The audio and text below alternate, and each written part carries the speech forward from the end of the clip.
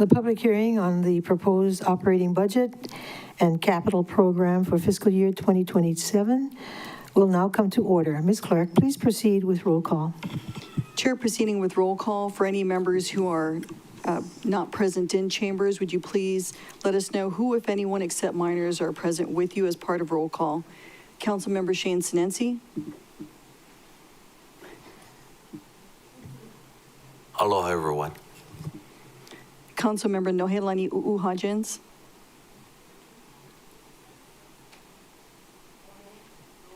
Nohe?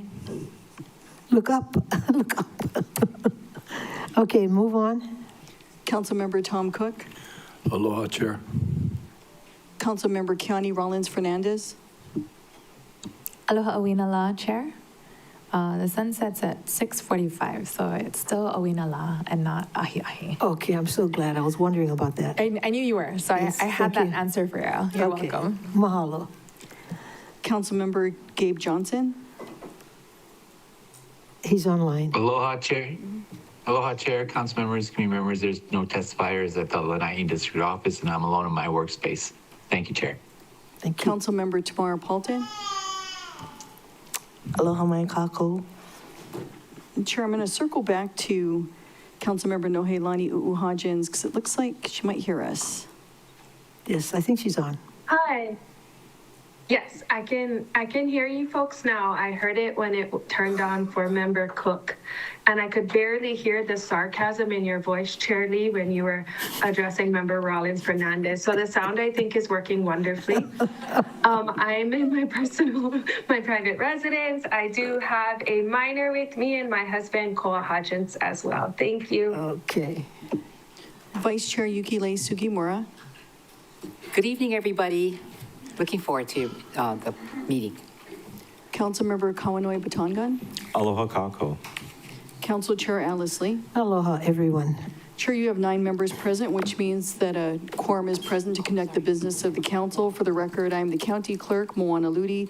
Seated next to me is the deputy clerk, Rochelle Thompson. Also present from our office are legislative division staff, Lauren Saldana, Del Yoshida, and Arthur Suyama. Joining the meeting from the Office of Council Services is Director David Rotz. Oh, sorry, and I forgot Joyce Murashige from my office. And our ambassador is present today as well, Ryan Martz, to help with the decorum here in the chambers. And from the Department of the Corporation Counsel, we have Deputy Corporation Counsel Kirsten, I always call her Riggy, so I'm so sorry. I don't know your official name. Christy Rigglesworth. There we are.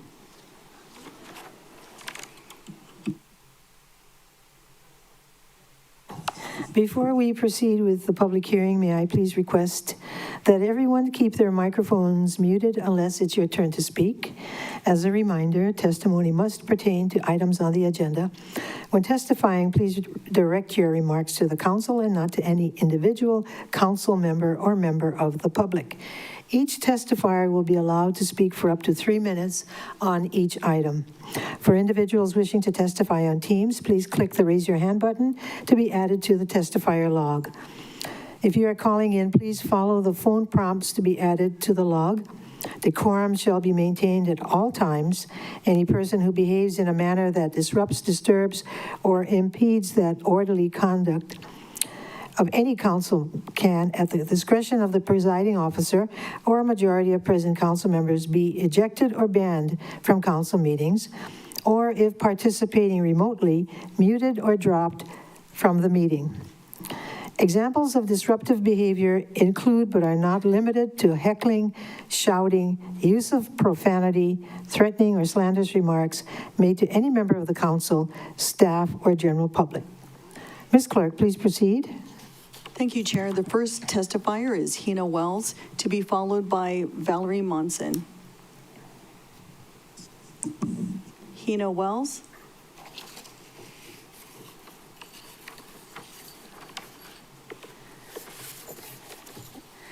Oh, excuse me, one more thing. It'll be easier when you come up to testify, after you state your name, to let us know what you're asking for, and if you're already included in the mayor's proposed budget, that's very helpful for us to know. And if you're coming here to ask for support of that proposal, or if you're asking for something else. Okay, thank you. Or yes, one more thing. Or if you're already working with a particular council member on your proposal, that would be helpful. Aloha, my name is Hina Wells. I'm 17 years old and I will be graduating from Maui High School this May. And I've been a part of MEOU services and the Maui Connection Teen Force since I was in 6th grade. And this program has truly become a second home for me. At MEO, we focus on real issues that affect the teens here on Maui, like underage drinking, as well as bullying and suicide. And these aren't just topics that we talk about, they're things that we actively work to prevent within our community. You may have seen a sign waving in September during Suicide Awareness Month, or around Super Bowl week in February to keep the roads safe from drunk driving. And we've also created public service announcements to educate other teens about the risk of youth vaping to show the harm that it causes. And being a part of this program has pushed me outside of my comfort zone and helped me to grow into the leader that I am today. One of my favorite memories was volunteering at Kipuka Olowalu, where we worked in the lo'i kalo and helped clear invasive species. Experiences like this taught me the importance of Malama Aina and showed me that leadership means taking care of both our land and our community. Over the years, this program has given me more than just activities to do. It's given me direction, confidence, and a strong support system. It's helped me to stay focused on my goals and surrounded me with people who encourage me to do better and to be better. So as I prepare to graduate, I think about the younger students who are just beginning their journey, and I want them to have the same opportunities that I did, to feel supported, to find their voice, and to grow into leaders within our community. And after graduation, I plan to attend Maui College to earn my associate's degree in liberal arts, and then later enlist into the United States Air Force. I know that I'm ready for these next steps in this next chapter in my life because of the skills and the values that I've gained from the last 7 years in this program. And MEOU services doesn't just fill time after school, it truly changes lives. And I'm standing here today as proof of that. So mahalo to the Maui County Council for your continued support and investing in programs that truly make a difference for Maui's youth. Thank you. Well, that was outstanding. Yes. Thank you. Members, do you have any questions? If not, thank you very much. Chair, the next testifier is Valerie Monson, and she will be followed by DeGray Vanderbilt.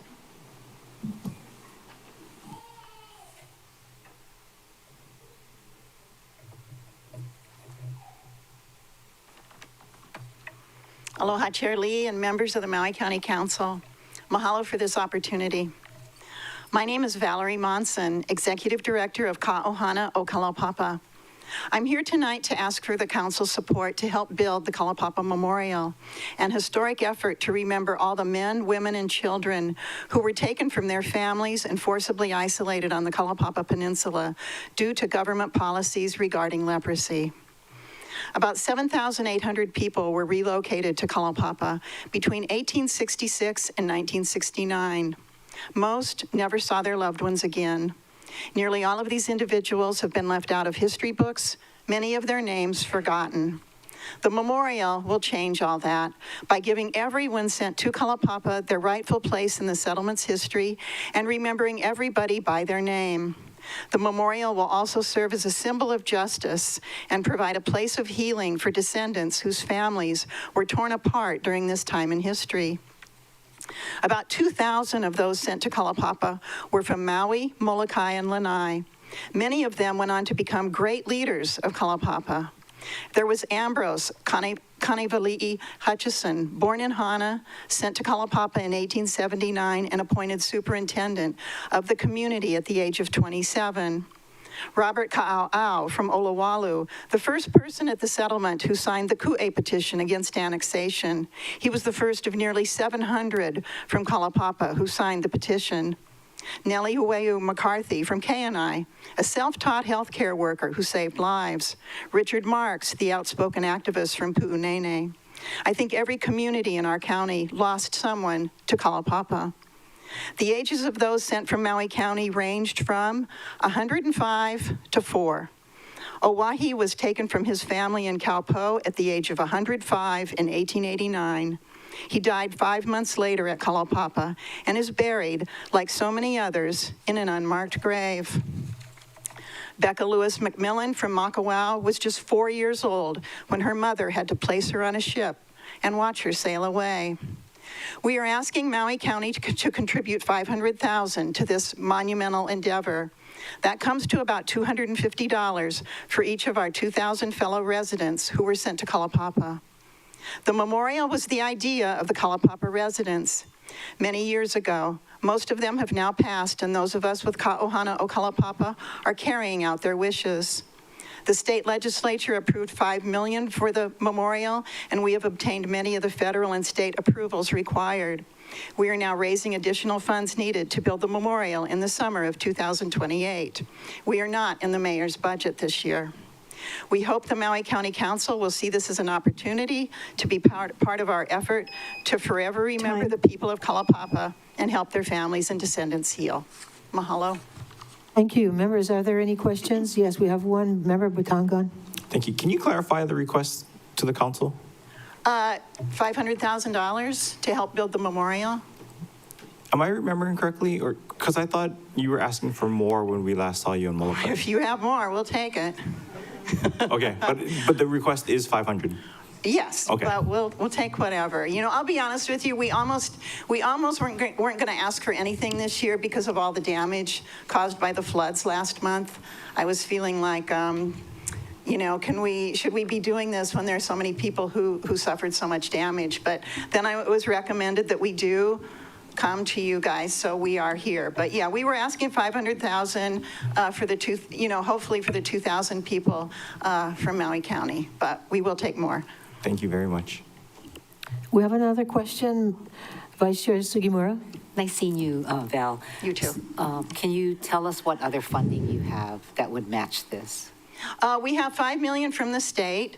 We're in the process of, we've applied for a grant for $1 million that we feel good about. That award should be announced by the end of September.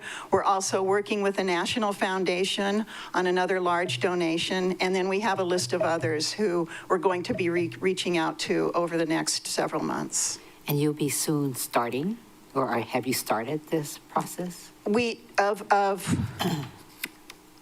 Applying applied. for the money?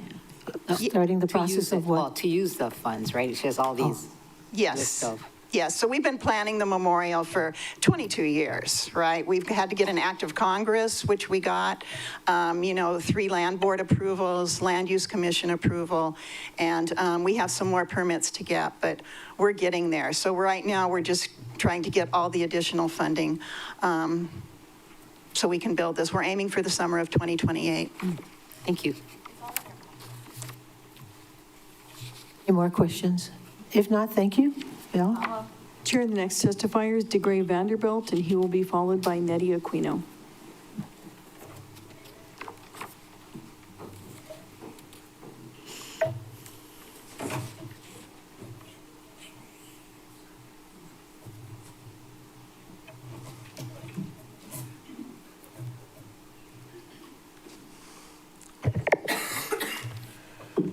Aloha, Chair Lee, and members of the council. My name is DeGray Vanderbilt.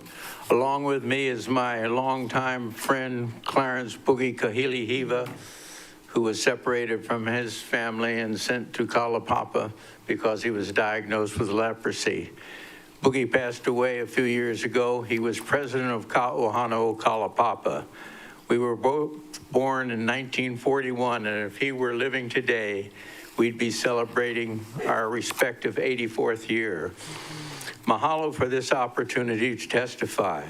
For the past quarter of a century, I've been working with Ka'ohana o Kalaupapa and am currently a member of the board, but am testifying as an individual this evening. We are here tonight to provide input on the budget to the council. I want to thank Councilman Rollins Fernandez, and I'm sorry I misspelled the name. I didn't spell check, and you are the fortunate, because I've never put out a document without a mistake, so you got the honor this time, and I apologize for that. for scheduling a meeting of her Aloha Aina Committee on Molokai, January 29th, 2026, to discuss, among other things, Ka'ohana o Kalapapa's organization and the Kalapapa Memorial, both conceived and fostered by the residents of Kalapapa, as Valerie mentioned. We're here tonight partly as a result of how things evolved at the January 29th meeting. Valerie gave a detailed slide presentation on Ka'ohana and the memorial, which the council seemed to appreciate very much. During the meeting, it was made clear that due to delays caused by government bureaucracy over the last 3 years, the cost to build the memorial has increased by $3.5 million, as Val mentioned. When Valerie completed her presentation, Shirley acknowledged delays caused by government bureaucracy and added something surprising. Here's an excerpt from those meetings. Shirley, I thank you, Val and DeGray, for the presentation. I thought it was very moving, and I don't know what to say about government. It's just a totally different beast. And we're guilty just as much as the state, you know, as far as falling behind and having so many bureaucratic challenges and whatnot. What can the council do to help you? Valerie replied, do you have $3.5 million? Shirley said, we just might if you do the rest. I think the council can help you. Valerie, thank you, my God. Shirley responded, I know Time. we will start selling Molokai bread tomorrow. And I've attached 3 documents that'll give you an idea of all the accomplished over 20 years that the Ohana has done. And the last one was just 8 pages of accomplishments.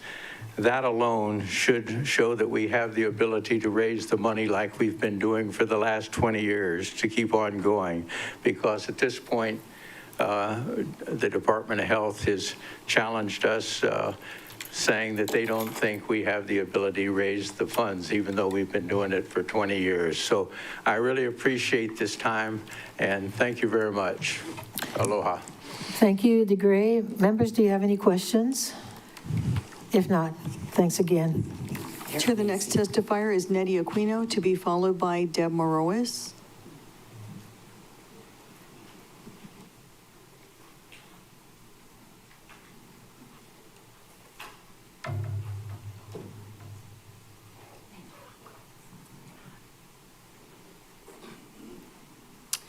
Aloha mai kako, everybody. Aloha. I came prepared. To the honorable members of the Maui County Council, aloha mai kako.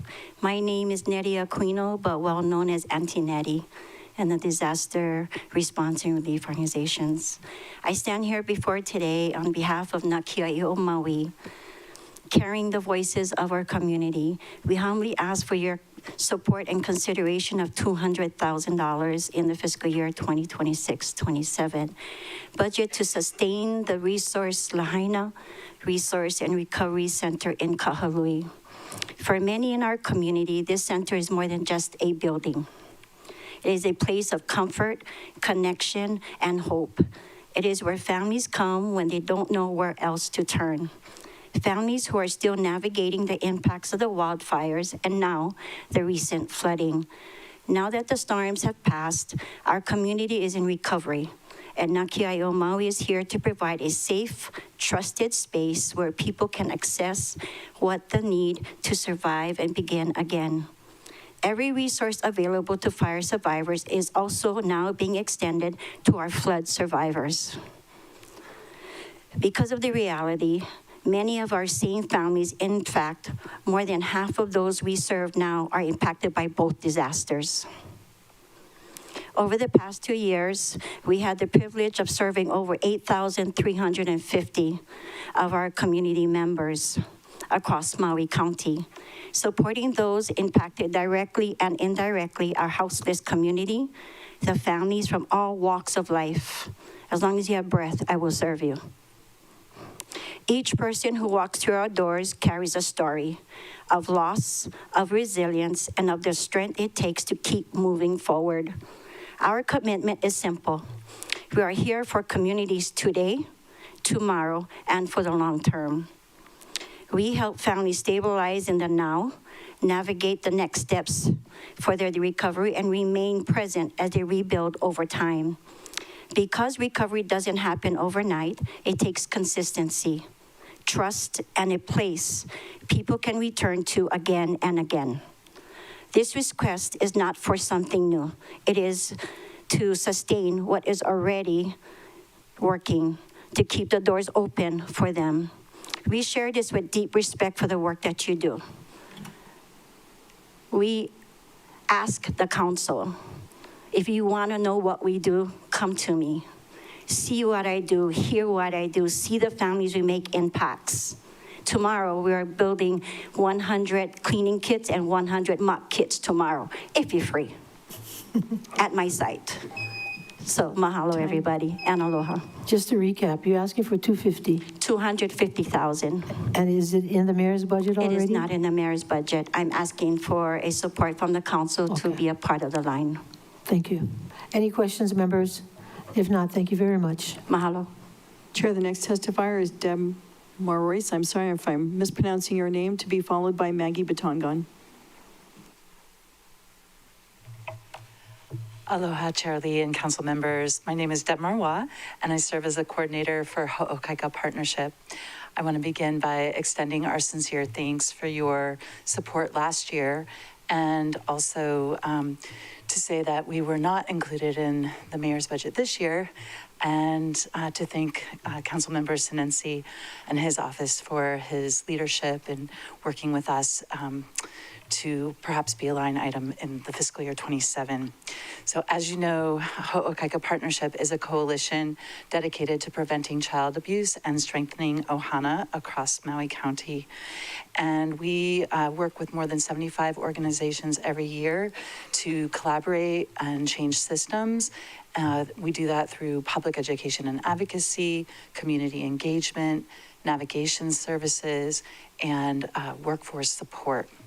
So with your continued investment in fiscal year 27, we are humbly requesting $1,999 or $200 so that we can fully restore our services and sustain our core efforts for both providers and families alike. So that includes serving approximately 150 families through navigation services, ensuring that they are connected to core resources and concrete support, along with sustaining our Healing the Healers program, which offers consistent monthly support to health and human service providers to prevent burnout and support the workforce and strengthen them. We'll also continue our public education campaign that includes the distribution of materials that educate people about protective factors and adverse childhood experiences, as well as reaching thousands of people every year through community engagement events. And then finally, we'll continue our efforts to coordinate amongst all of our partner and allied organizations through monthly collaborative meetings and a way to align our services and fill the puka in the social safety net. So with that, all of that together is the work of prevention. It's done through collaboration, through steady, consistent work, and through building strong relationships. I did submit a proposal through Councilmember Sinensi and all of you through email, and available to answer any questions you may have. How much did you ask for again? $199,202. Okay, 199. I thought you said 199, so I thought My apologies. Sinensi could just write you a check right now. No, 199. Any clarifying questions? Yes. If not, thank you very much. Mahalo. Chair, the next testifier is Maggie Batongan, to be followed by Georgia Pinsky.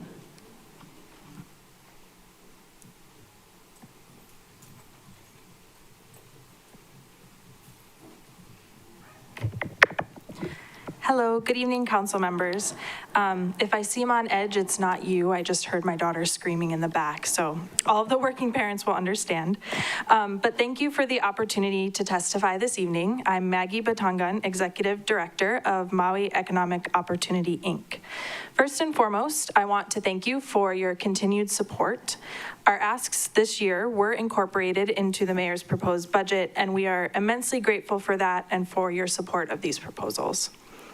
So clients are always incredibly gracious in sharing their stories with us and with many of you as you've gone to all of the different meetings in the respective districts. But it's often the less scripted stories that I'm told in passing or I see myself that I feel like really stick with me the most. So I wanted to share a couple with you today. One day a few months ago, I was outside of our building and I ran into a BEST client that was recently released from incarceration. He had ridden his bike to MEO, and as a part of wraparound services, he had just received new shoes and fresh clothes. And the smile and the confidence he carried himself with is something that is gonna stick with me for a long time. As he hopped on his bike with those new shoes, his happiness was almost contagious. And so it kind of made me want to cry. I get a little bit choked up thinking about it now, but when days get difficult, I often think back to the large impact that that small bit of assistance had for him. And I like to think that it helped him through job interviews and things like that, as well as he built his life again. While I was on Molokai this week, I was also able to meet with farmers who received our ag grant, parents whose children attend Head Start, and also transportation clients. And one story I heard from a parent especially stood out to me. So she told me that they are homesteaders and they really value their way of life. They enjoy living in a rural area, but as you can imagine, it presents challenges for them. So getting to school, getting to work, getting to extracurriculars, things like that, especially because they have multiple children. But MEO Transportation has allowed them to continue their homesteading lifestyle while also connecting them with after-school activities, employment, and community resources. So what I really loved most about this story is that MEO Transportation supports their chosen way of life. And I think it's a perfect example of what MEO is all about. We don't tell people what help they need. We meet the needs the community presents themselves. But we couldn't do this without your support. So we are very happy for your continued support, and we thank you all for all you do. Thank you. Questions, members? If not, thank you very much. I see you have a good babysitter. Yeah, he does all right. Thanks. The next testifier is Georgia Pinsky, to be followed by Kayla Simpson.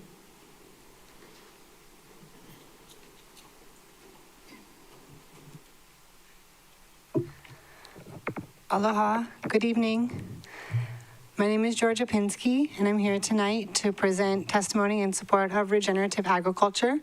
First of all, super honored to be here in person in Wailuku after dark and not be chiming in from Kaupo, so glad to be here. I'm here to talk a little bit about the overall ecosystem of support for regenerative agriculture that we've seen form over the last 10 to 15 years. This support is absolutely critical for the small and beginning farmers that are emerging from the beginning farmer training programs. Maui Farmer Support Network is designed to provide long-term support for those who are working hard to make that transition into the agricultural space. The USDA says a beginning farmer is a beginning farmer for up to 10 years. So it's really important to provide that ongoing support, connection to resources, to funding, to wellness check-ins, in order to continue allowing these folks to make that transition. When I first founded Maui Farmer Support Network in 2021, I envisioned a spider web of support with farmers at the intersections of that web and MFSN at the center. Recently, somebody said, MFSN is the mycelium of the regenerative farming community. And I said, oh, somebody gets it. But more than that, if we're the mycelium, then the other agencies are part of this ecosystem as well.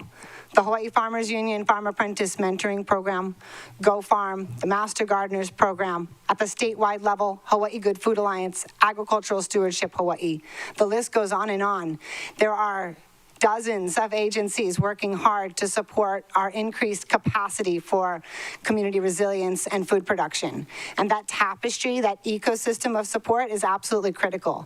I spent the last year or so working with AgStew. Love it, right? They're trying to mix us all together, AgStew, to identify where's the overlaps, where's the duplicity. And I got to be honest, there isn't much. We're doing a pretty good job. There's a lot of resources out there, and I don't feel that there's any competing agencies in this space. Each agency plays a vital role in this ecosystem of support. So our community's capacity for food production is on the rise. Over the last 6 years, MEO's grant has distributed more than $12 million direct to farmers. That's critical. A decade ago, when I got into this, there wasn't programs like that, and there are many today. So I'm here today to express my overall gratitude for not just the support from Maui Farmers Support Network, but across the board, because MFSN would not be as relevant without these other supporting agencies creating this ecosystem. Thank you. Thank you. Members, do you have any questions? If not, thank you very much. Oh, you have one? Member Sinensi. Georgia, can you go ahead and explain the grant request? Our grant request? Yep. So we have a grant request for $140,000 in the MDOA budget, and that is to support our farmer navigational coaching program, which is our flagship program. We provide one-on-one direct support to about 150 farmers across Maui County for pretty much any obstacle or challenge they can come up with. I try to find the answer. Thank you. Yeah. Thank you. Next testifier. Chair, the next testifier is Kayla Simpson. She'll be followed by Casey Mosher.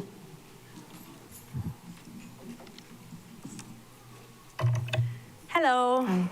Okay, I wasn't ready for this, but I'm going to talk anyway. Okay, I am a participant of Maui Farmers Support Network. I'm here to talk about the business development support received from MFSN, the transition, financial upward mobility, and the entrepreneur development. For the record, what is your name? Oh, Kayla Simpson. Okay. Sorry, I'm nervous. So I started out making $20 an hour weeding in the back of everybody's yard, and I wanted to transition into farming and agriculture to grow food, and I didn't know how to do it. And so Georgia had helped, Maui Farmers Support Network has helped me. They introduced me to farmers, connected me to a agriculture program that I took at the college to broaden my understanding of farming and, you know, wanting to grow food and like sell it and give it away to families and things like that. So I joined the network, and she helped me start my business, which is Dirt Rich Environment LLC. And now I run 7 different farms. I'm the manager of 7 different farms, and I work over 100 acres. I usually talk to plants, so this is making me very nervous.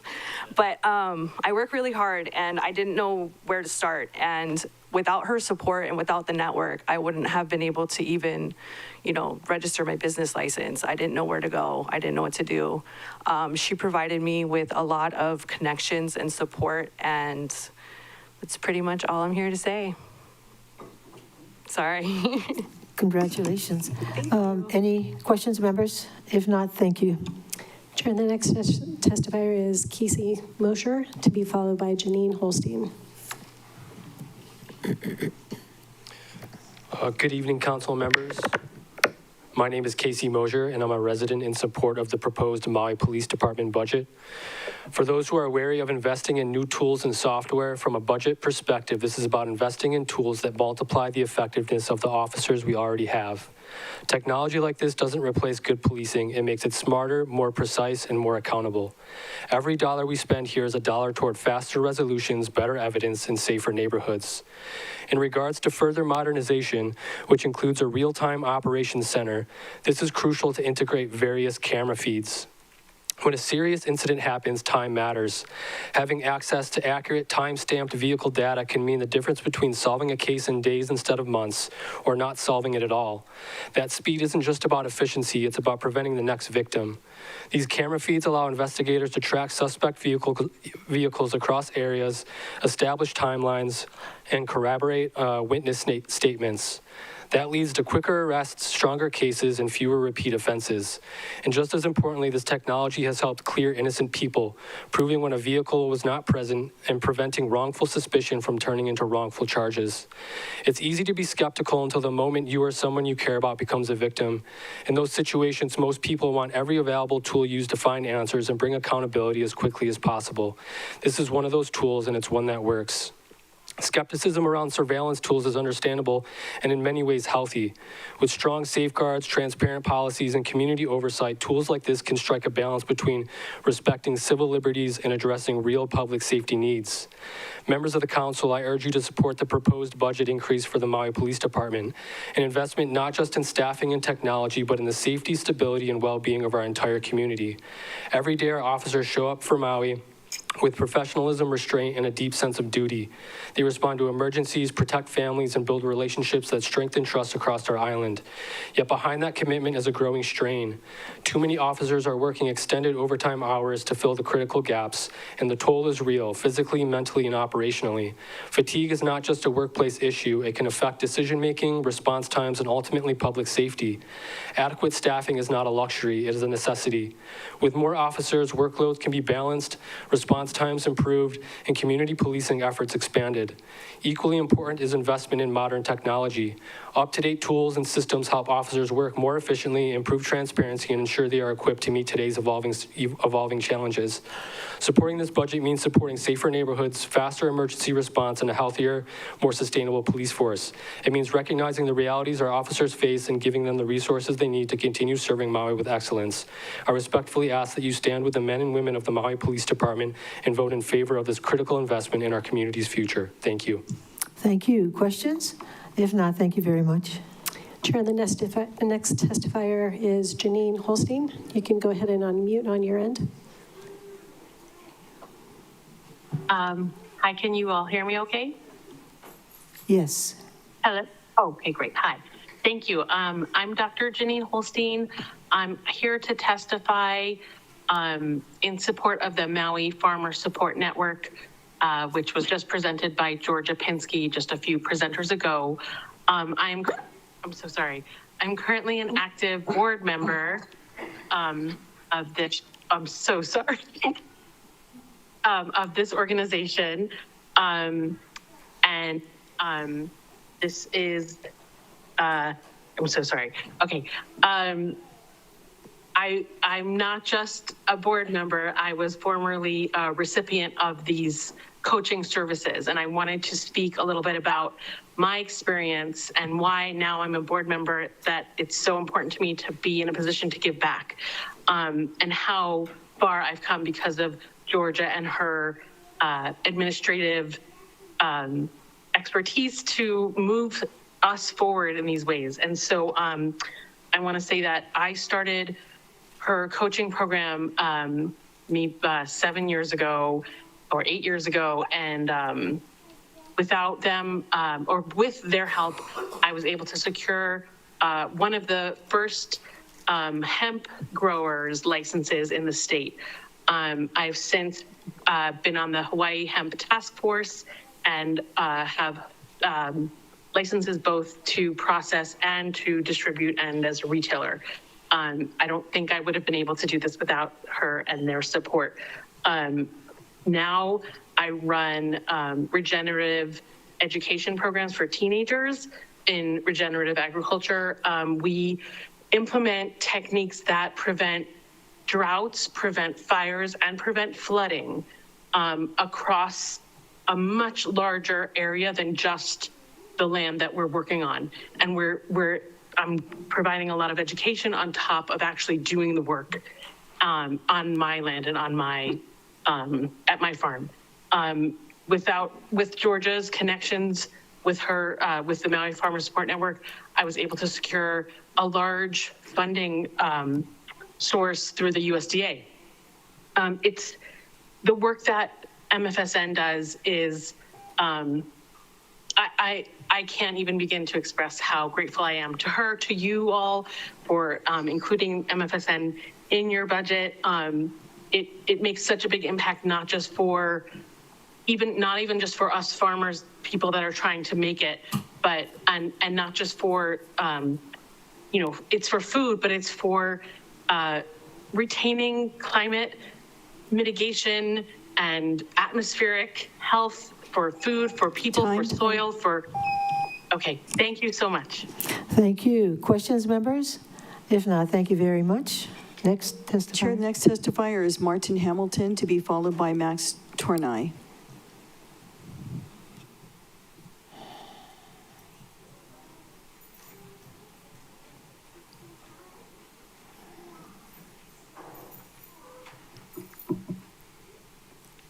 Hello? Hi, so I'm nervous. It's my first time testifying. Hi, thank you all tonight. My name is Martin Hamilton. I live in Wailuku. I'm a member of the Democratic Socialists of Maui. We're asking for the county to increase property taxes on non-owner occupied properties, all 3 tiers of them. Maui still has unmet needs, as evidenced by the funding requests last fiscal year that were not funded, and all the requests that we've heard tonight that we need to fund from important members of the community.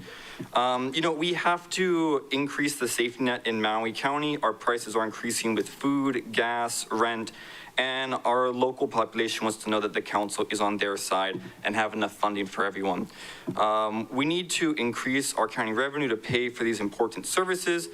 And, I'm a teacher. I see every day my students and their families, they rely on such important services. Some of the services that people spoke on today, mental health services, food bank, rental assistance, and many others.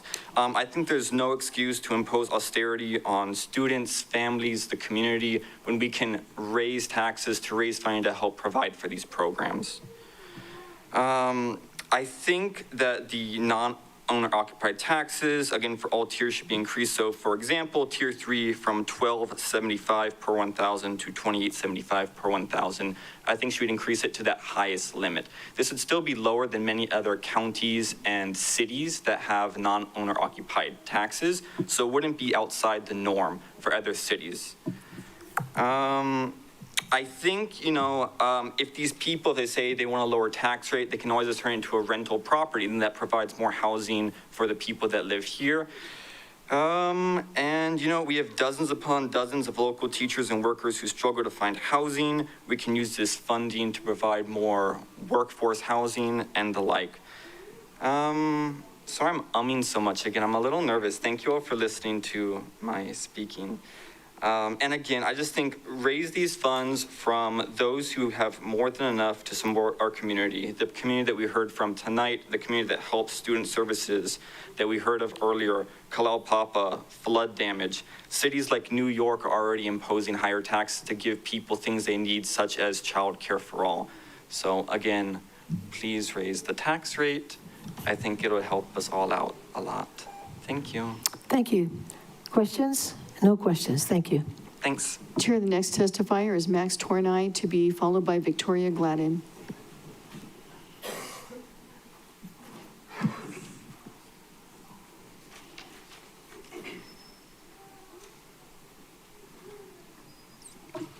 Aloha Chair, aloha council members. My name is Max Tornai. I'm the grants director for Maui Gold Pineapple Farm in the Hawaii Farm Project. And I mostly wanted to come in and testify today in support of the Department of Agriculture's budget request for fiscal year 2027 in general, with some specific examples. The Maui Gold Pineapple Farm was very lucky and grateful to receive grant funding from the Department of Ag's first round of grant proposals. We received $200,000 that we're working through right now to increase our value-added product facility, so turning non-perfectly cosmetic fruit into, cut fresh fruit, frozen pineapple chunks, pineapple juice, using the fruit that wouldn't normally sell at the either the wholesale or the retail level, and is otherwise just sitting and composting on our farm. This is real money that we can use to support the farm and the agricultural community in general. So we were really grateful for that. That was very transformative. We also received some grant funding to do small business promotion, and that was incredibly helpful. So we wanted to mahalo the council and the Department of Ag for that support. But also, I know that the Department of Ag has requested an increase. And specifically, I think they can very much use that increase in capacity. I know that they requested some additional positions for the grants administration. And just going through our experience with that program last year, I can only see that as a positive thing to get more funding more quickly to our struggling farms. That would just enhance food security and everything in general. For value-added products in general, I think there's a huge need for just a community processing facility. So cold storage, not just on the individual farms, but for the smaller farms to be able to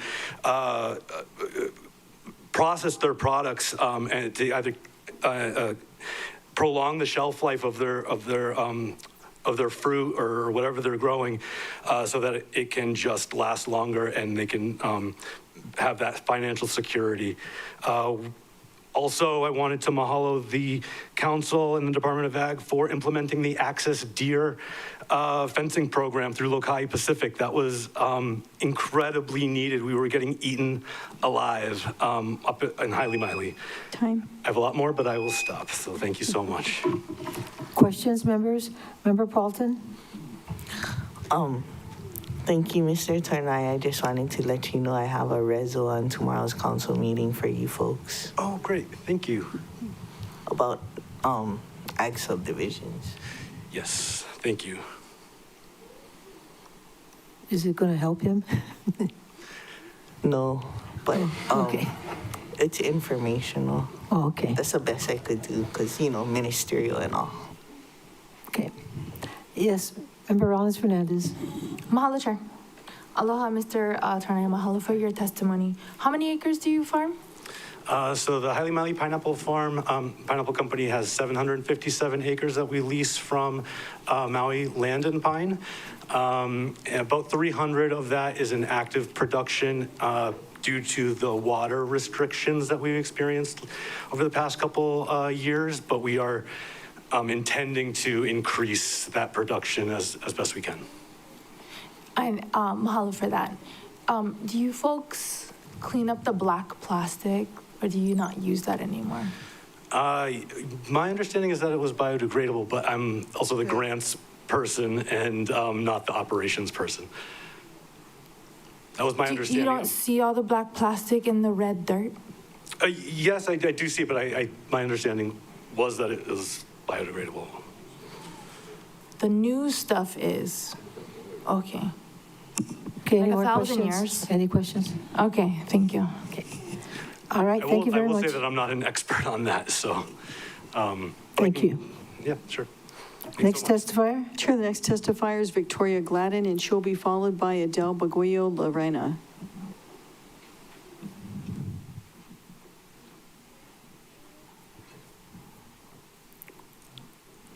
As much as we love watching everybody walk down, could the next testifier go up to the top of the ramp, yeah, and then be ready? Very good, thank you. Aloha kako. I'm Victoria Gladden, and I'm here to represent the MEO full day extended program from 12 to 3. So hopefully I encapsulate the importance of this. First, I'd like to thank Mayor Bisson and all the council members for the funding for the 25 to 26 school year. And that we ask to continue funding for the 26-27 school year. As a single income household, it's really, really important for my daughter Olivia to attend school. For me, individually, education in our household is important. It also creates an environment for her to socialize and creates safety for her. It also gives me the flexibility to support my family financially. Having those limited hours is really going to be tough to work around a really limited schedule. Some things that I've noticed since her attending MEO, she's expressed herself through art. She's been talking so much. I don't know if I like it all the time. That'll qualify her to be a council member. Exactly. I was gonna say that. I was seeing that my daughters, not just Olivia, have been showing leadership characteristics. So I really believe that these educational programs are really, really important, especially for families like myself who don't have a lot of support. So it also, I've seen her, she's so smart. The counting, the alphabet, the singing, the writing, she's learning how to spell out her name. And it's just incredible to see her grow in this environment.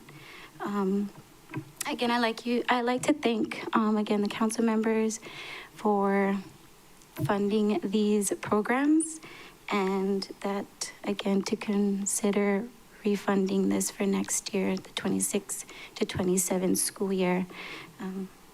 Thank you. Thank you. Members, do you have any questions? If not, thank you very much. Sure. Next testifier. The next testifier is Adele Baguio Lorena, to be followed by Lauren Chung.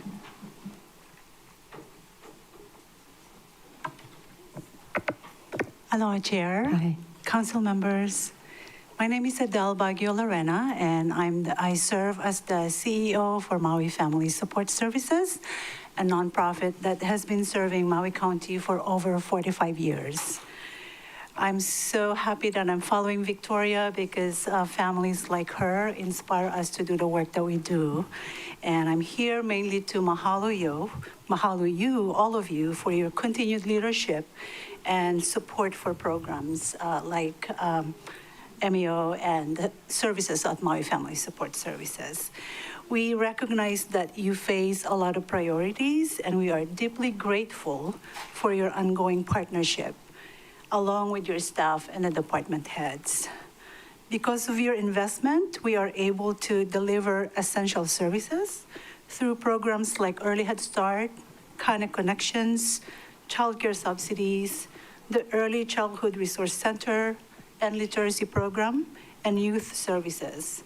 All these programs are included in the mayor's budget, but at a lower amount.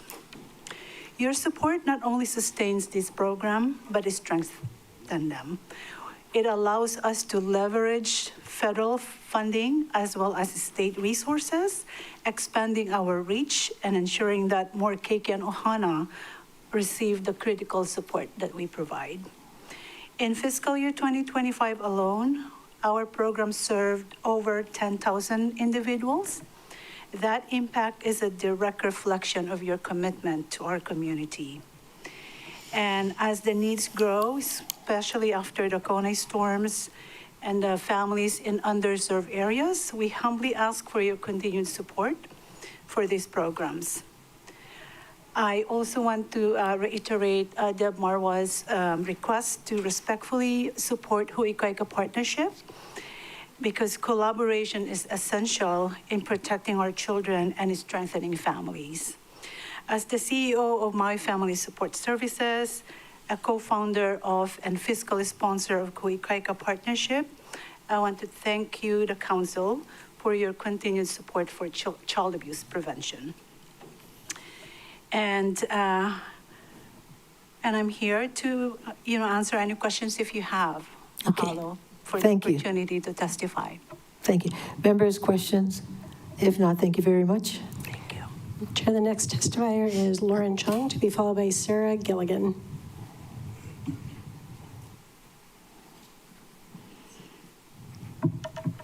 Aloha. Hi. My name is Lauren Chong, and I'm with the Rusty Maui Cat Collective. We're a nonprofit group. We're pretty new, about 3 years old, and we focus on doing trap, neuter, return, or TNR, of community cats throughout Maui.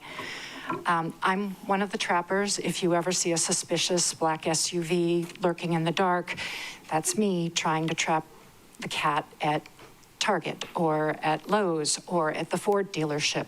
I work with people both in, I've worked with a staff member here.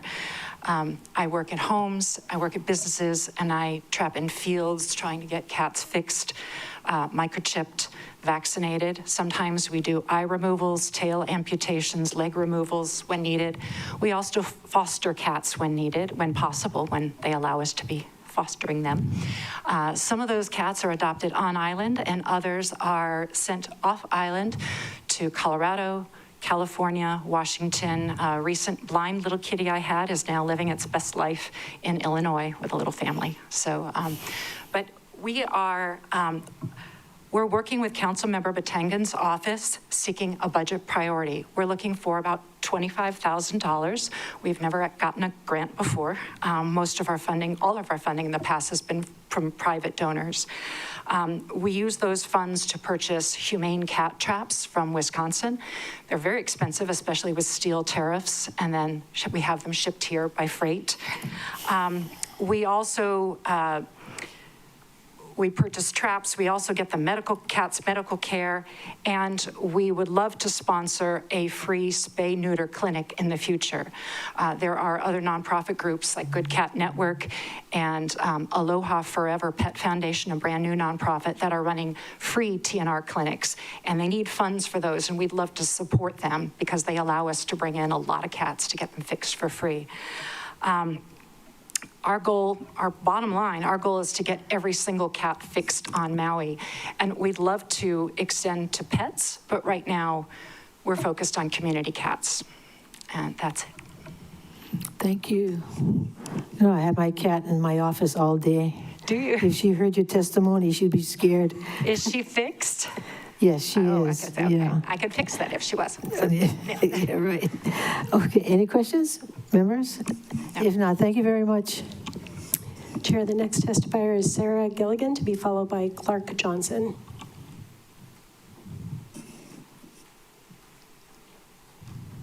Aloha. Hi.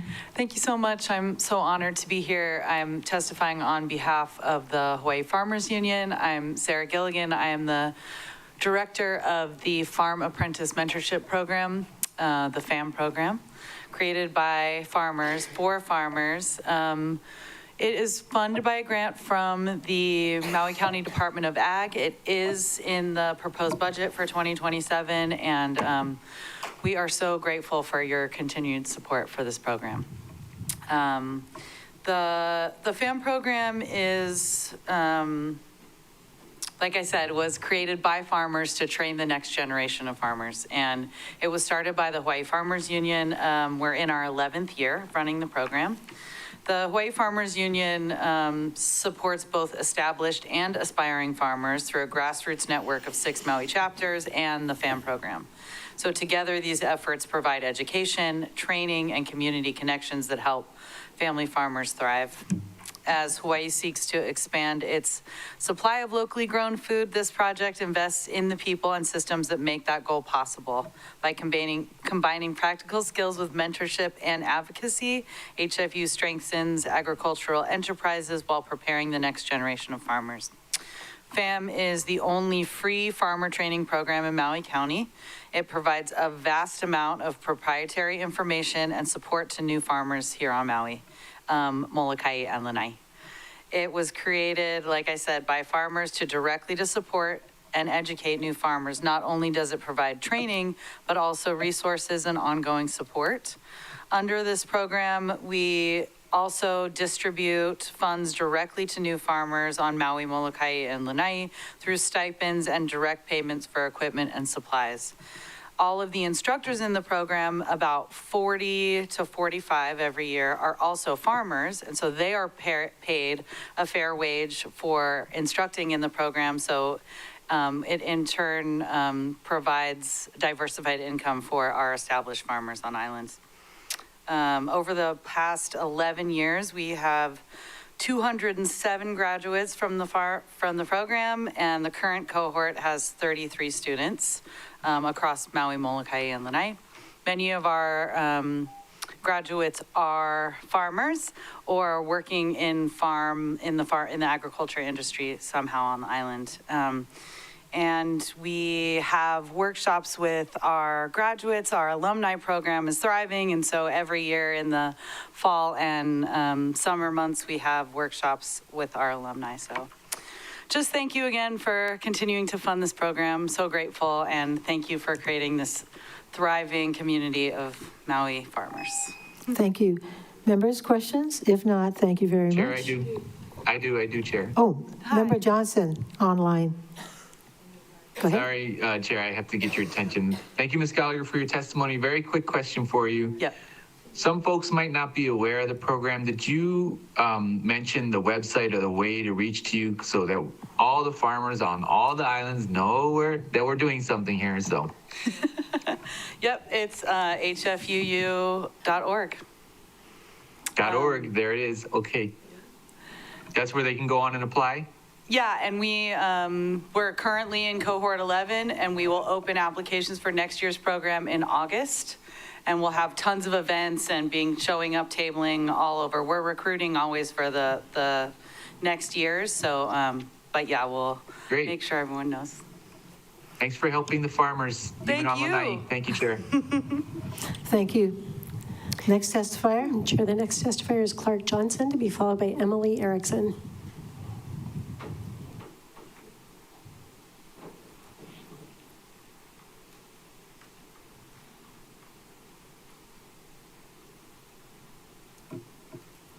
Aloha. Aloha. Good evening, everybody, council members. Hi.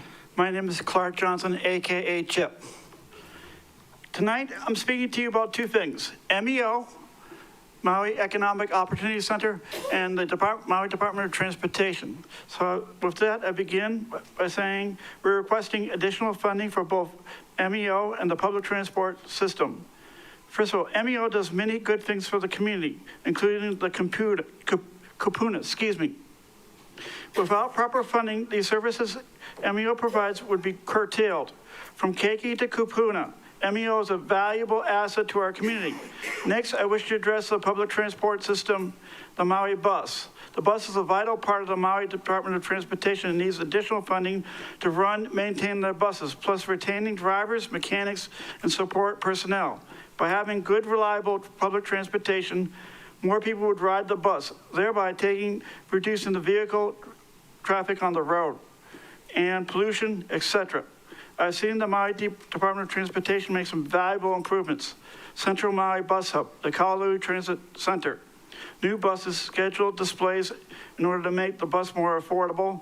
I'd like to see the members of our armed forces as well as the veterans be allowed to board the bus with no charges.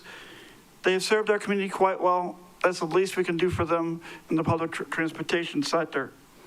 Mr. Council Member Gabe Johnson, if you could see about adding that to future, that'd be good. We've done it with other members of the community. For example, the state of Minnesota, Metro Department of Transportation does such a thing. They let their armed forces members and their members, the veterans, ride for free. We should do the same since we're doing it for other community members. I feel that our community appreciates the men in uniform and veterans. Thank you very much for listening. Mahalo. Thank you. Member Johnson, did you hear the message? Yes, thank you. Any questions, members? If not, thank you very much. You're welcome, Mahalo. Chair, the next testifier is Emily Erickson, to be followed by Marina Riker.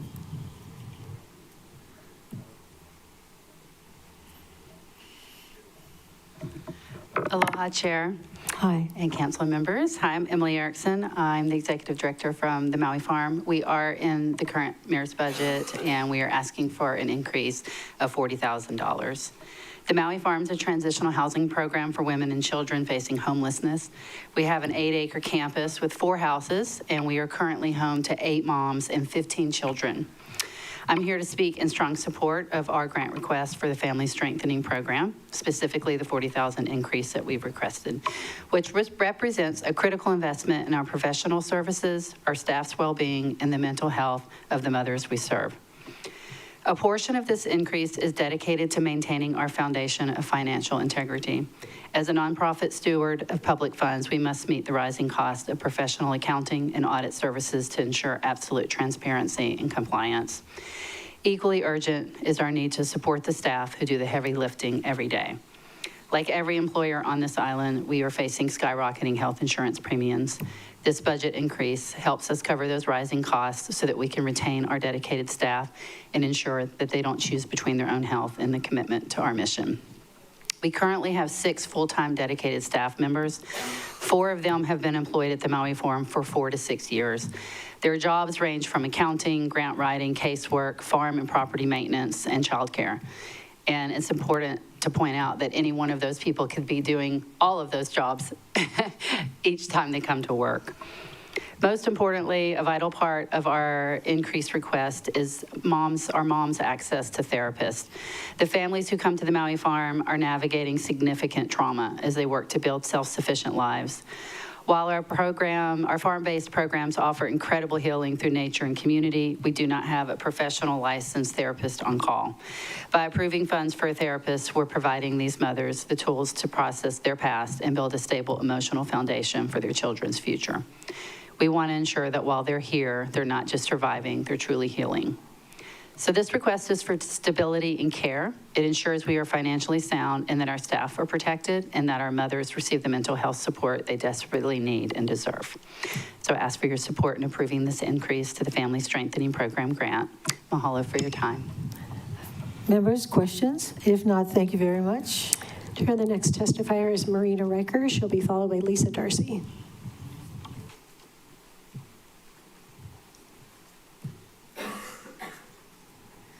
Hi, first I want to mahalo you guys for taking the time to listen. My name is Marina Starley-Friker, and I'm asking the council as part of the budget process to consider a program audit of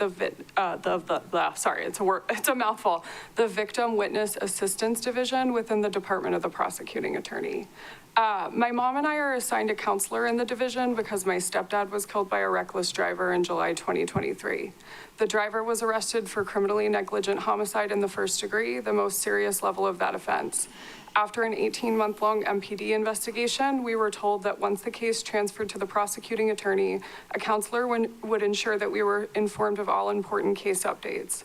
But communication has not been regular. We were not informed of the defendant's first court appearance in January 2025.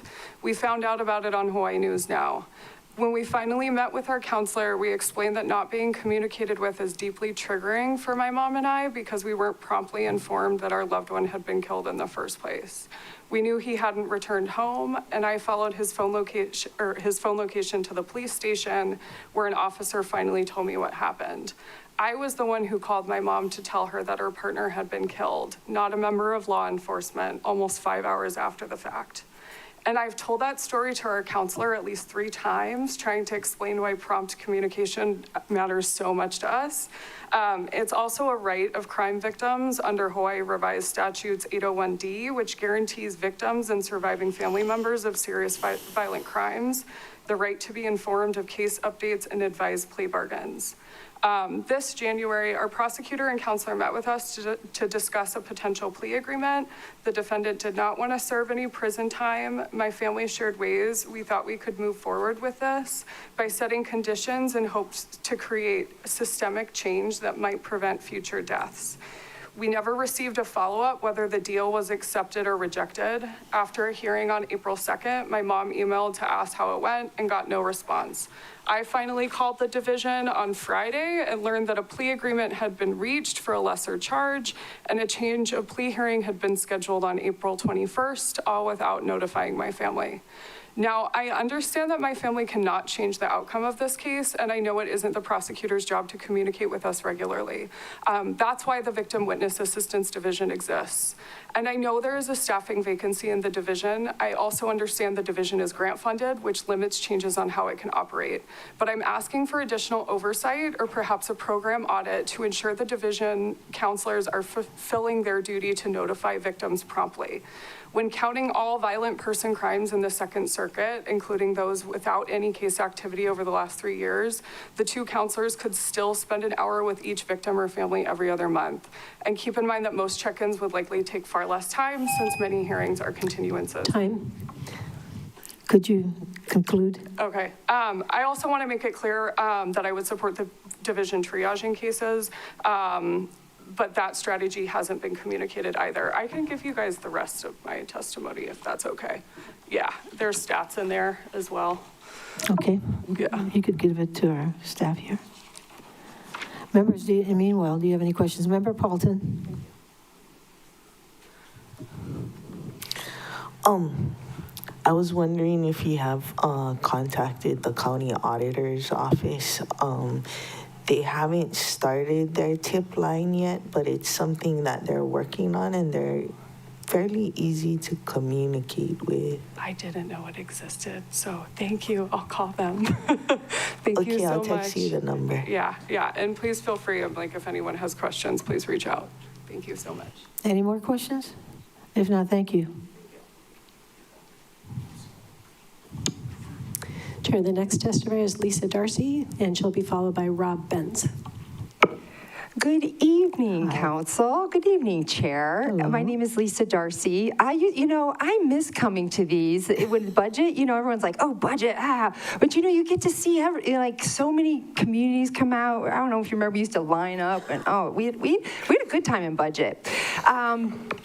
That said, I'm now representing Share Your Mana, which is not necessarily about budget. It's more about how the money is used and where kind of like the responsibility, the kuleana is with the money. So my testimony tonight is very simple because I haven't had time to really actually look at the budget and more. I'm only looking for like an hour and a half. So I'm really looking at things that are missing, not things that are in here. And as you know, Share Your Mana is about the root causes of problems and addressing those. And basically it's lack of safe sleeping. A lot of the time that I've been in the last 6 months has actually been helping people through the citation process. So when they're on wait lists for the shelter and wait lists for places, they often get tickets for sleeping illegally. It's called camping when you're just sleeping, even no matter where you're at, you're camping, which of course is obviously not camping because it's not like you have s'mores and things like that. It's like you're surviving. So there's a lot of chaos going on. And so when I looked at the budget, I'm trying to be proactive instead of reactive, and I'm going to hop around here. And one is I saw bus stops and shelters. There's only $200,000 under the Department of Transportation. And I think, who's actually here from Gladys Spice's days when that we were working on actual transportation and I kept asking for help with the shelters? I see kapuna and people with disabilities sitting on the ground all over the place in Kahului and Wailuku. I have been for 15, 16 years advocating for bus shelters. And when I only see $200,000 in for bus stops and shelters, I'm horrified because that's like one, right? In the next year, one, that's, please, not sure how to up that, but definitely up that. The next one I saw that caused me concern was under grants division, there's the Clean and Safe program. And I understand what people want to achieve there, but it's not addressing any of the root causes. It's something like $1.5 million for Makawao, Paia, and Kihei. And it's really just kind of about pushing people aside, getting rid of people, getting them out of sight that are somewhat problematic. And instead of addressing the root causes, I'd love to see that 1.5 go into community service programs, the mental health kokua, Aloha House, any of those. I've given up on supporting us, but you support them. And the other one is the gates up at Holomua under I'll be real fast. I lost my page, but $750,000 for gates. I'd love to see that go towards actually housing the people or providing a place where people are going to sleep safely and have food instead of putting gates up. You know, I'd really love to see money used in a different way. So I'm not necessarily advocating for more, I'm just advocating for it to be used in a way that actually really is addressing the issues, the root causes. So, and I'll be back because I haven't even really looked at things, but thanks. Any questions? We have one from Vice Chair Sugimura. Good to see you here. Likewise. We have a new director with the Human Concerns. Her name is Maggie Willis, and you should talk to her. I have an appointment with her. Oh, great. You don't think it'd be this long without me asking for an appointment? Yeah, no, for sure. And I'm excited that whatever experience she has, that it may be able to, you know, we're kind of in an intractable situation with that, but well, you know, that's not for tonight because, I mean. Okay. Any other questions related to this testimony? Okay. Thank you. Good You're seeing welcome. you. All right, bye. Bye. Chair, the next testifier is Rob Bentz, to be followed by Natalia Barboza. Hello, Chair Lee. Hello. Members of the council. Mahalo very much for all you do. And I wanted to agree with every testifier that I've heard tonight. And I am mostly here to support organic farming. I really support the HFUU, the FAM program, because apprentice is very important. I've been blessed to have a lot of luck with the federal funding, and I've had a couple of state apprentice programs, and a lot of us farmers can get older, and I'm not too old, but I can get disabled, and having the intergenerational education helps a long way. I know that my uncle, he does farming, ranching, and subdivisions, and I'm glad that farming and ranching is very more the way to go for most of our generation, because as my fellow member of the Hemp Task Force, Dr. Holstein mentioned, a lot of the work we do on the farm helps with fire prevention, and it helps with food security, especially organic, because we don't rely on imports as much, especially the good way of doing it. So subdivision, kind of more profitable, but actually farming, if the county can give us more support, especially direct support to the farmers, that we can do amazing things to keep the water up on the land and not going down, and helping in all culture, because kind of agriculture is the thing that makes all culture possible. Knowing Georgia for decades, and Avi, your husband, since childhood, so I really liked the previous testifier that said all the non-resident, and there's other ones that you could raise the prices on to pay for the Department of Ag and all the funding. And hopefully have a good day. Very much appreciate all of you. Mahalo. Oh, thank you, Rob. Any questions, members? If not, thank you very much. Chair, the next testifier is Natalia Barboza, to be followed by Brooke Minkin.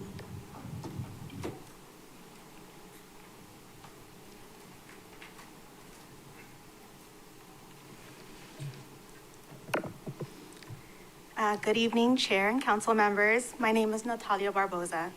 I'm a case manager at the Maui Farm.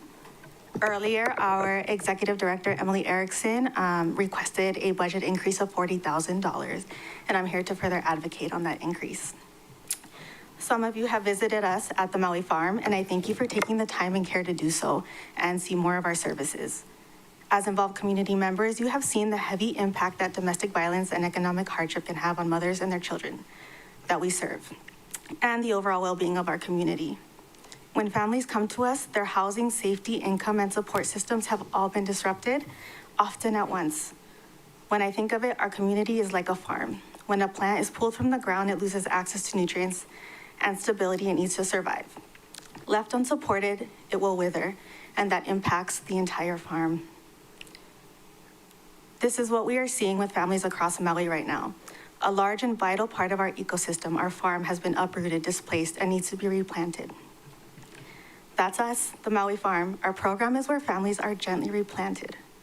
We give families the human service equivalent of some water, nutrients, rich soil, some weeding, the care needed to take root again by providing safe transitional housing, wraparound support services, job readiness pathways, case management, and reconnection with Aina culture and community.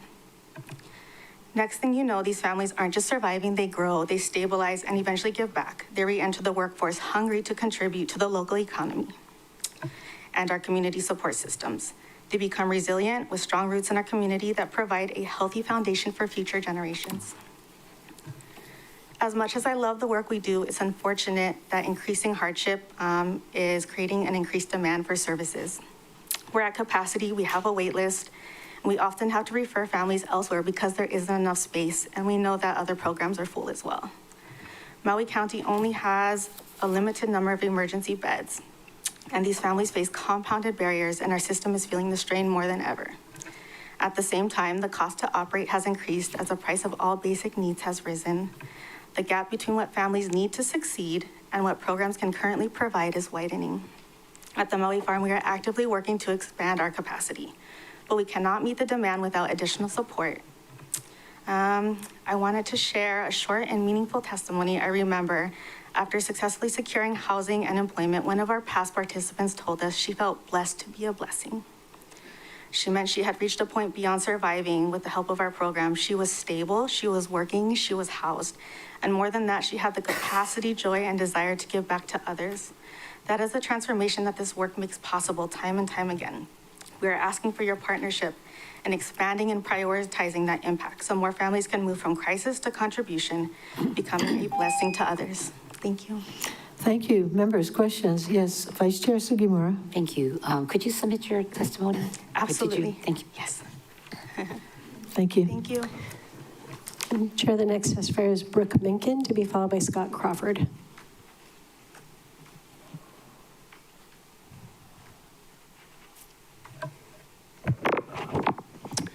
Aloha kakao, council Aloha. members.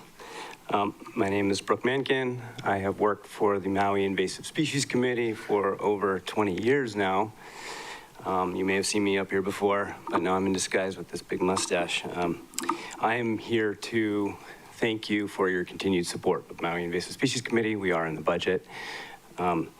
It has been the strong support from Maui County for a long time that has allowed us to excel over our neighbor islands, unfortunately for them, where on Maui we are not overrun by little fire ants. All known locations are in active management, where it's spiraling out of control on Oahu. And of course, the Big Island has been lost for a long time, and they're not sure what they're doing on Kauai. That money supports not just little fire ant work, but work on several of our target species, including Myconia and pampas grass and fountain grass and coqui frogs, and early detection species like coconut rhinoceros beetle. And so in 2023, there was coconut rhinoceros beetle found here on Maui at the golf course in Kihei. And we responded with quite extensive surveys within a 2-mile radius of that location, all through Kihei, working in collaboration with Department of Agriculture, USDA, the Coconut Rhinoceros Beetle Response Team on Oahu, and Maui County. And we have not found anything since then, no breeding population of coconut rhinoceros beetle. We have through the Ports of Entry Monitoring Program, we have a a bunch of traps set up at the airport and the harbor, these big black panel traps to detect coconut rhinoceros beetle. And on April 1st, we found a dead beetle in one of our traps. And so since then, our staff has been out placing many more traps in the area near the airport that it was found. And on April 7th, a dead beetle was found in a trap on Molokai by the airport. On April 8th, another beetle was found on Molokai up near the airport. And on the 13th, another beetle was found near a trap at the airport on Molokai. So we are right now facing, I'm not sure what. So far, we've placed a bunch of traps. We continue to check those traps, and here on Maui, we found nothing more. And on Molokai, things are underway as well. It's the support from Maui County that allows a response like this. And although I'm not asking for an increase in the budget, I don't write the proposal, it would probably be wise. Okay. Questions, members? Member Paulton. I just wanted to know if you're treating the trees, and is that why it would be a dead beetle, or we don't know why it's a dead beetle? The beetle lands in the trap, it hits the wall and falls in and can't get out. And we check the traps, every couple of weeks, or with more frequency now. And so it just died in there probably. It flew in and died in there. But there is a plan to treat the trees around the airport, and that's going to be the Department of Ag. We're going to inject the trees. And then everyone would not be able to eat any or use anything from the trees? Correct. So they're waiting right now for the tree trimmers to cut all the fruit and flowers before they inject, because they cannot inject the tree with the flowers. They're worried about other insects like bees coming to the tree and then dying with the flowers. So they're only injected after, or treated. You can treat them with a drone after they're been trimmed. And you're only doing Maui Airport, or also Kaunakakai and the harbor areas? For treatment, I don't think the plan has formulated yet for what is going to happen as far as treatments go. There's a bunch of people from Department of Ag and from Oahu that are headed over to Molokai this week. Our manager's there right now, and so it's underway. And it would be the recent finding of these beetles and all the busy work that would be the grounds for your increase request. I mean, so I'm not formal. Going over anyone's head here, but right now we can mount a response with our available funding. But if there is a breeding population of coconut rhinoceros beetle, it's going to take a lot of resources to tackle that, and that's going to take away from our other projects. Thank you. Yeah. Vice Chair Sugimura. Thank you very much for your hard work. So when you're talking about Department of Ag, are you talking about the state or the county? State. Yeah, Okay. I mean, we are also in communication with Maui County Department of Ag as well. I think they have a working group or task force regarding that. Yep. Okay, so And they you're commissioned the CRB response plan. Okay, very good. So you're all working together. Yeah. Thank you. Member Sinensi. Thank you, Chair. Thank you, Brooke. Are the beetles attracted to light? Like how you see insects at night flying around? Yeah, so we have added to a bunch of our traps essentially a little garden light that is charged with solar panel, and it comes on at night for like 7 hours. And that does increase the efficacy of the traps. But the traps, they have a little pheromone in them that attracts the beetle. Coconut palms, dead palm material is more attractive to the beetle than the pheromone, but adding the light does increase their efficacy, so you catch a few more beetles with them. But those traps are, they only catch something like less than 5% of the population that's flying around. And they're not there to reduce the population, they're just there to be indicators when you find little CRBs, yeah. Okay. Thank you. Mm-hmm. Thank you. Anyone else? Thank you. Like on the increase, what kind of scale do you think are you talking about? That's really hard to say right now. So one of the working theories, we don't know how it got here, is that there's a cargo plane that goes back and forth from Oahu, and the beetles are nocturnal, and so they fly around at night, and they're attracted to lights. And so this cargo plane loads at early morning hours in the dark on Oahu, and then comes and lands on Maui. And so it's possible that the beetles stowed away with the airplane, got out. There's not a lot of palm trees around the airport. There is in the entryway, but the grasslands don't have a lot of palms. Perhaps it flew to the trap from there. That's one of the theories.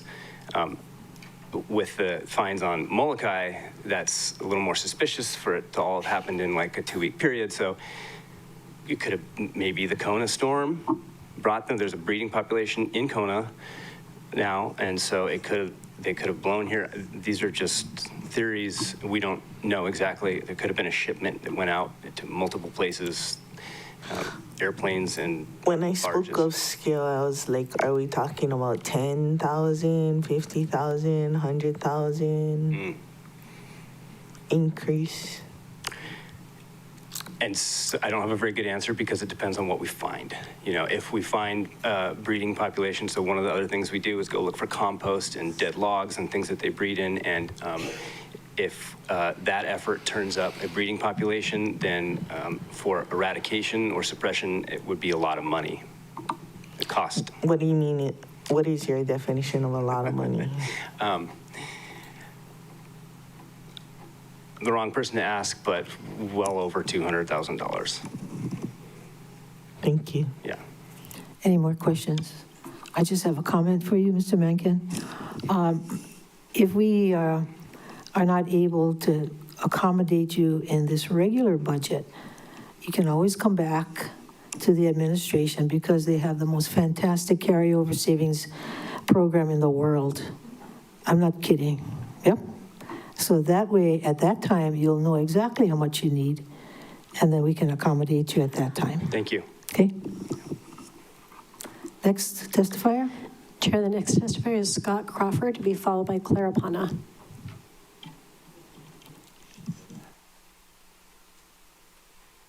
Aloha. Good evening, Madam Chair and members of the council. I'm testifying this evening in my role as the Maui Marine Director for the Nature Conservancy. And in that role, I serve as an ex officio member of the county's Conservation Planning Committee. And as you may be aware, the committee was established in 2018 and tasked with developing a green print for Maui County, which is a long-term conservation planning tool to help guide the use of the open space, natural resources, cultural resources, and scenic views preservation fund. However, the committee has struggled to meet regularly and make progress toward this goal and has twice extended the deadline to produce the green print plan. At a meeting last year, the committee discussed this lack of progress and concluded that a major barrier is the lack of dedicated staff to support the committee. And it was mentioned at that time that perhaps a budget amendment could be introduced to provide some staff capacities to support the committee. And I will defer to those better versed in the available mechanisms with the administration to provide the support, but I wanted to raise this issue to the council and hope that you'll consider this in your current budget deliberations. And the other budget item that was discussed to support the work of the committee is to hire a consultant with expertise in green print development to assist the county with this process. As I understand, this is the intention of the committee members and is recognized as the way that a professional and useful green print plan can be developed in a reasonable time frame. In speaking with Budget Director Milner, she indicated a budget amendment could be done later once the committee had a chance to meet further. But I also recognize that a budget amendment process takes time and effort, and if it is included in the FY27 budget, my hope is that it would move the process along more quickly.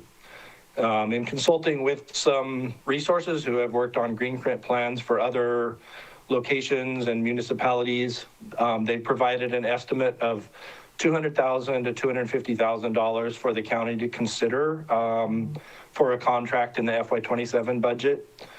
Well, the cost of a plan can vary greatly depending on the scope and depth. This would provide support for the stakeholder process within the committee, community engagement with a critical cultural component, and a final product with interactive features, meaning like a website where you can turn off and on layers and things like that rather than just a static map.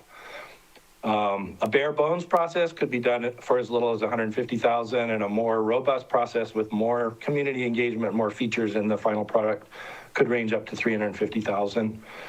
And I just wanted to note that TNC doesn't intend to bid on the green print contract, but we do intend to provide resources and expertise to support the process. So I just encourage you to consider this for funding in the FY27 budget. Thank you. Any questions for Scott? If not, thank you very much. Chair, the next testifier, currently our last, is Clara Pana.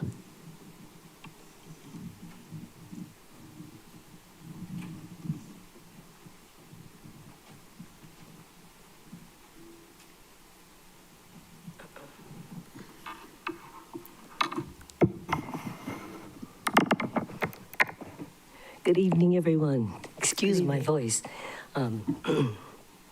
I'm here to testify about the Waiale grants.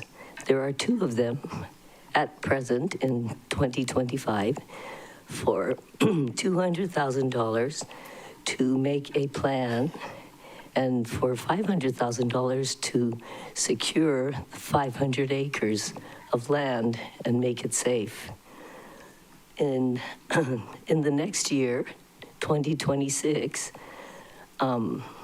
we would like to ask, Malamaka Kanilua, would like to ask for just $300,000, as most of the work that would be the preparatory work that we would have to do with a lot of experts will be done.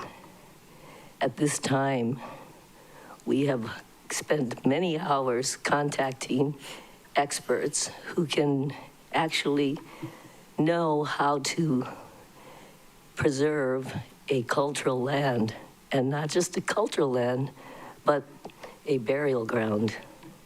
And I don't know if this has been done before by any county, but it has been just an amazing process. But we are having a great deal of problem with stage 1 and 2, and we hope to get to stage 3 next year. But at this time, stage 1 and 2 has been quite difficult in that we have, over the years, since this council really showed support for the desecration and the treatment of the iwi kupuna in this area, and the hope that it could be brought back to life in a way that would honor them and bring peace to our community. This council has over and over supported this notion, and last year you supported giving an extra $200,000 to make that cultural plan to preserve the area. But we have done everything asked of us from the time that it was purchased in 2021, and then some, but have had, I guess, failures of communication with the administration to get it going. And believe me, we really would like to see this happen and are ready to go forward with it. I'm not sure how this sits with your, is that it? Yes, but I'm sure you're going to have questions. Okay, thank you, sorry. Question? Member Paulton. So you're working with the Department of OEB Resources on this? No, we had several meetings with them, and I don't know who decided, but they decided that OEB Resources would not be working with the Waiale. Oh, who did they have you working with? We are working with Malamaka Kanilua as a 501c to bring this project forward and bring the preservation forward. Are you working with anyone with the county besides OEV Resources? It's a very interesting thing. I thought that that would be a no-brainer, that we would work with the different departments. And I have asked for things like, oh, could you help us with ground penetrating radar so that we don't have to go out and have the county buy another one to secure that the area that we may be doing planting or some deeper digging does not have EV. But I was told that that can't happen. And I said, but we could maybe pay for the services, so that we don't have to buy another machine, which is quite expensive. And I was told that's not possible. So I'm kind of at a loss. We have actually done this with our own organization, and we have been talking to people and firms that specialize in this cultural preservation, that people that speak Hawaiian, and especially one of the companies that we are looking at has told us that they have several Maui archaeologists working for them.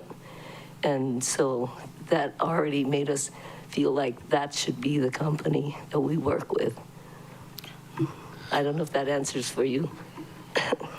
Okay, any more questions?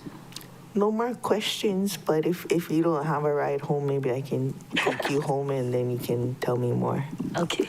Member Batangan. Thank you, Chair. It's not actually a question for the testifier, but a comment. May I make a comment to the body? Sure. So this is the project that I was talking about when I questioned the office of the mayor when they came before our body, when I questioned how they were planning to change provisos provided for in the ordinance. It was related to this. The administration's insisting that this should be a contract rather than a grant. And it was the Malama Kakanilua one that I was talking about.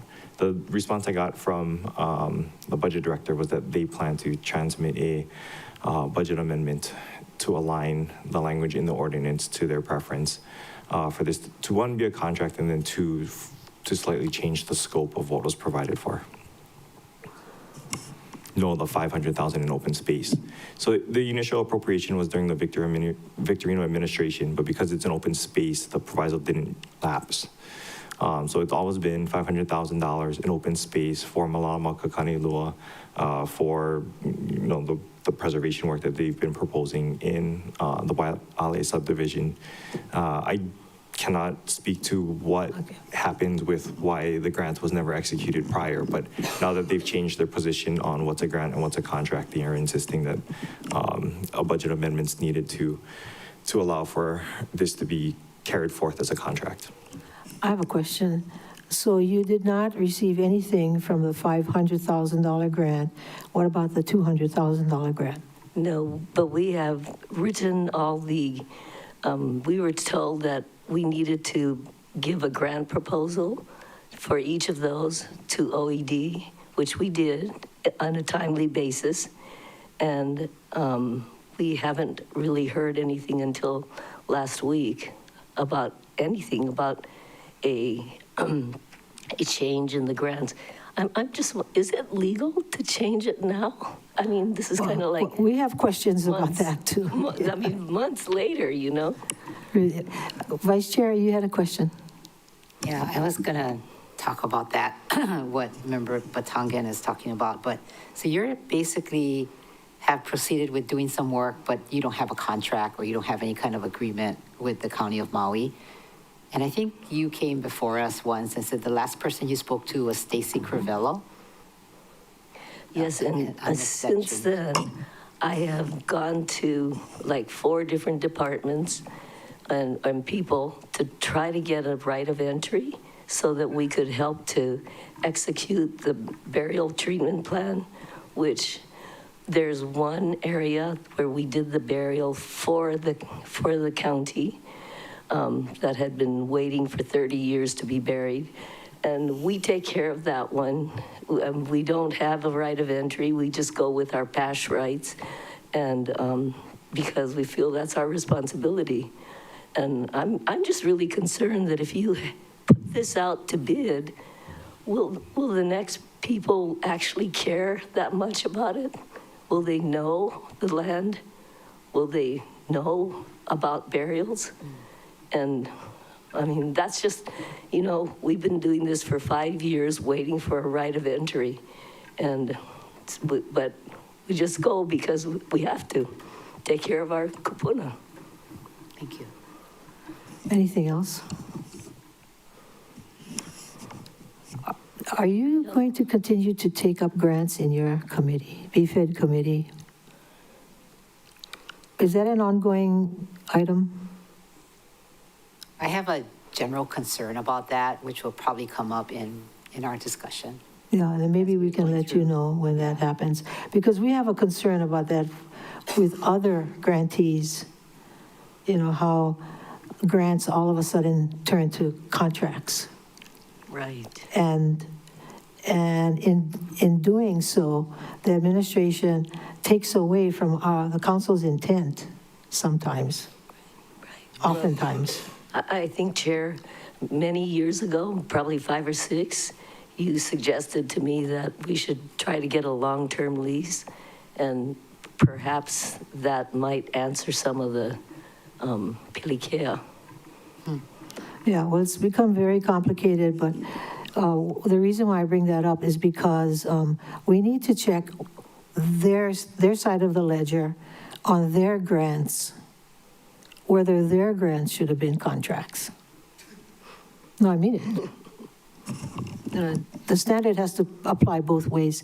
Thank you very much for your testimony. We'll try to look into it for you. Thank you. I just want to remind you that we're still in the grant year of 2025, and that's what our grants are for that year. Thank you. Thank you very much. Next testifier. Chair, there's currently no one signed up to testify, so we'll go ahead and give last call for testimony on the budget ordinances on today's agenda. Chair, seeing no one raise their hand in Teams or making their way to the podium, we'll count down 3, 2, 1. Chair, there's no one else to testify. Members, any objections to closing public testimony on the budget? Okay, thank you. Apparently, we have reached the end of our agenda. Any final comments, questions? If not, this meeting is adjourned. Thank you.